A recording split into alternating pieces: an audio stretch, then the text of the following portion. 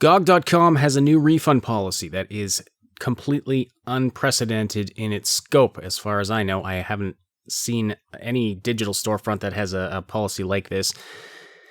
Up to 30 days after purchase, you can refund your games that you've bought through GOG.com, even if it was downloaded, launched, and played. And even right here in their FAQ about the policy, they say, yes, you read that correctly, because that just sounds completely crazy.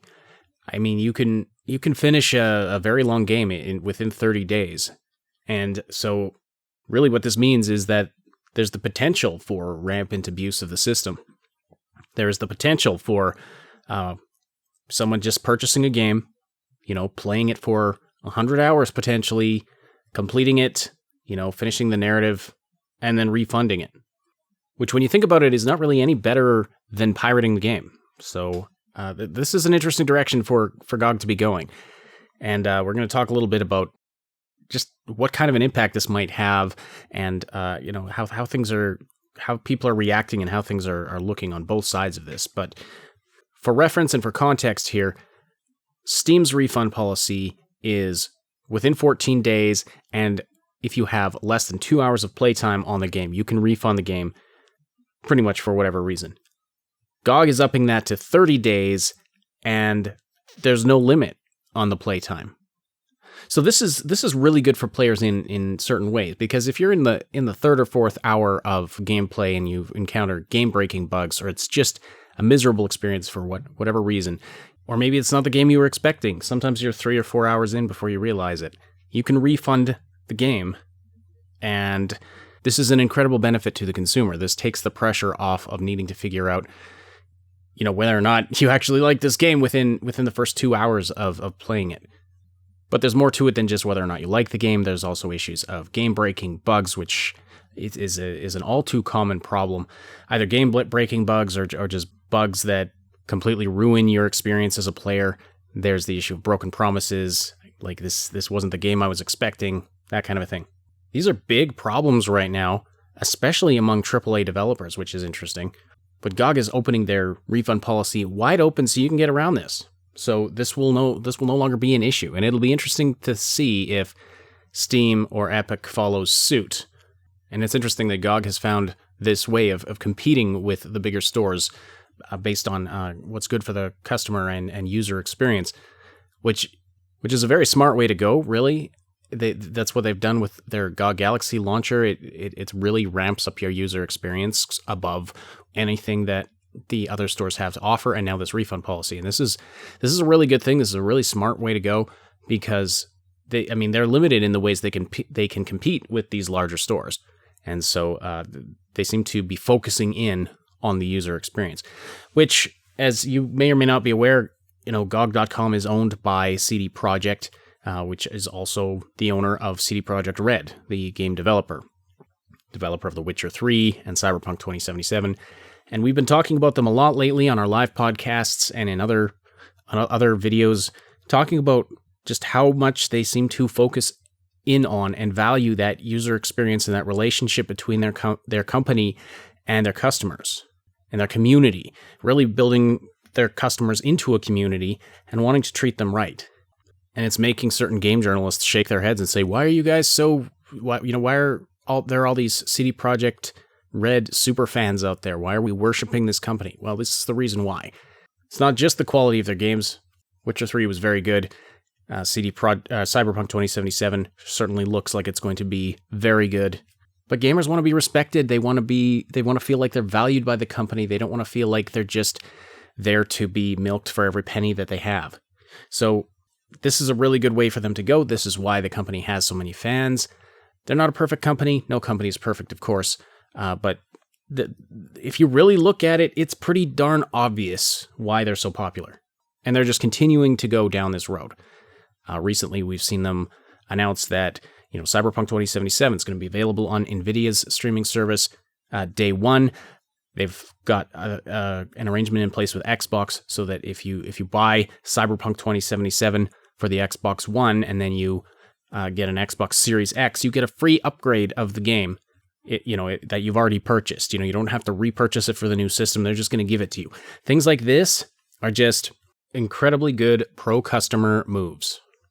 But of course, there's always the potential for abuse. There is the potential for game developers to be losing out on income because, people are simply buying the game and then legitimately refunding it. And I guess the question arises, will this hurt CDPR's, or rather GOG.com's relationship with different game developers? Are devs going to be more reluctant to put games on GOG knowing that there is potential for abuse? They do address that here. They say that they're monitoring the effects of the current update to make sure no one is using the policy to hurt the developers, and that they may refuse refunds in individual cases. So they're going to be monitoring things, and presumably, if you have a history of purchasing a game and putting in a ton of hours and then refunding it, well, you may lose your refund privileges, so to speak. Later on in the policy, they say, how often can I refund my games? Is there some sort of limit? They say that, we trust that you're making informed purchasing decisions and will use this updated voluntary refund policy only if something doesn't work as you expected. This is why there are no limits, but instead we reserve the right to refuse refunds in individual cases. Please respect all the time and hard work put into making the games you play, and remember that refunds are not reviews. If you finished the game and didn't like it, please consider sharing your opinion instead. Also, please don't take advantage of our trust by asking for an unreasonable amount of games to be refunded. Don't be that person. No one likes that person. That's very true. So they're doing this on sort of an honor system, but there will be limits. They'll be tracking the activity of your individual account. And so, if you have a history of abusing it, they may switch that off for you. But I'm curious to know what all of you think. Do you think this is going to hurt developers? Do you think GOG is even going too far? Are they being too consumer-friendly, customer-friendly? Whatever term you want to use. Do you think that this will make developers more reluctant to put their games on GOG? Or do you feel that this is a really good move that, most gamers... It seems they're going with the attitude that most gamers can be trusted, basically. It seems that they're focusing on the positive. They're focusing on the idea that, gamers realize that a lot of time and money goes into producing these games, and that, your average gamer doesn't want to rip off the company that produces, the things that occupy their hobby. Is that a good assumption to make? I actually think it is, personally. Having worked in this industry in reporting on gaming news and being involved in the online gaming sort of sphere for a while, not online gaming, but the sort of the meta community of, YouTube and other coverage about video games, my experience has been that the majority of gamers are not the toxic, hostile individuals that modern gaming media seems to want to make us out to be. And that they're very supportive of companies like CD Projekt when they do these pro customer things, when they're pro community like this. They're very supportive. There was a lot of people who pre-ordered Cyberpunk 2077 on GOG because they wanted to support CD Projekt Red. They knew that the money, if they bought it through GOG, that the more of the money was going to the company, going to the developer, as opposed to if they bought it on Steam or anywhere else. Plus, I've seen plenty of other examples of gamers supporting developers in unprecedented ways. My opinion is that most gamers are good people who don't want to rip off the developers. They're not just in it to get everything they can for free. They're willing to pay a fair price for their game, but they want to be treated fairly by the developers and the publishers. They want a fair arrangement. They want a fair and respectful arrangement. And so I think that a policy like this can work and will work. Now, there will always be some bad actors. There will be people who abuse this. Granted, guaranteed there will be people who abuse this. Hopefully it's not so many people that they have to say, okay, this didn't work. But it's an interesting experiment. It's an interesting experiment. I don't know for sure 100% if this is going to work. We're probably going to talk about this on the podcast tomorrow. If you're watching this video on the day we're releasing it here, tune into our live podcast we do on Saturdays and Wednesdays. We cover all of the relevant gaming news that we think you'll find interesting. Anyway, there's my opinion. I want to know your opinion on this. What do you think is going to happen? Do you think this is going to work? Do you think it's not going to work? Do you think a lot of people are going to abuse it? Are developers going to be happy about this? Let us know what you think in the comments below. Come and talk about it with us on the podcast, or if you're listening to this after the fact, you can listen back to the discussion on the podcast.